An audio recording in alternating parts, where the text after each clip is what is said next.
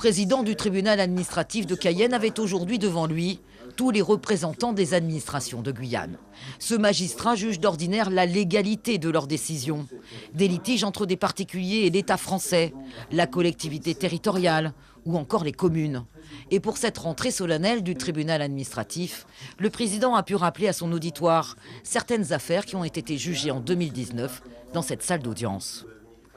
Les requêtes de Total, Esso et Hardman qui demandaient à pouvoir rechercher du pétrole au large de la Guyane, malgré la loi Hulot. Requête rejetée. Tout comme l'autorisation d'exploitation délivrée par le préfet de Guyane pour le site de la Montagne d'Or, autorisation annulée par le tribunal. Annulation aussi de l'AX Creek Nelson, suite à la requête de l'association Téléyou de Kourou et de la Compagnie des guides de Guyane. Mais ce qui occupe 70% de l'activité du tribunal administratif restent les demandes faites par les étrangers pour pouvoir rester sur le territoire guyanais.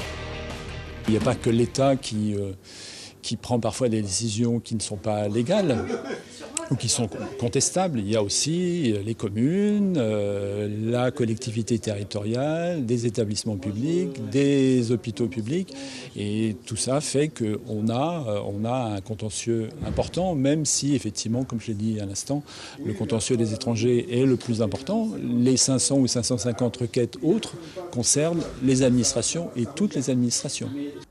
Reste que l'accès au droit est encore très difficile en Guyane, dans de nombreux sites isolés. Le président du tribunal a souhaité une justice hors des murs. L'avocat Marco Desroires, représentant le bâtonnier, va aussi dans ce sens. L'accès au droit au pluriel, il n'est pas effectif en Guyane, il est encore moins effectif en Guyane qu'ailleurs.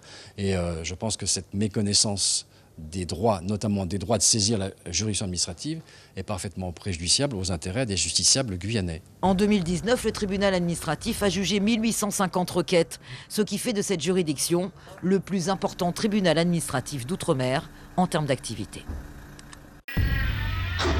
Suivez l'info sur Guyana Première, télé, radio et Internet.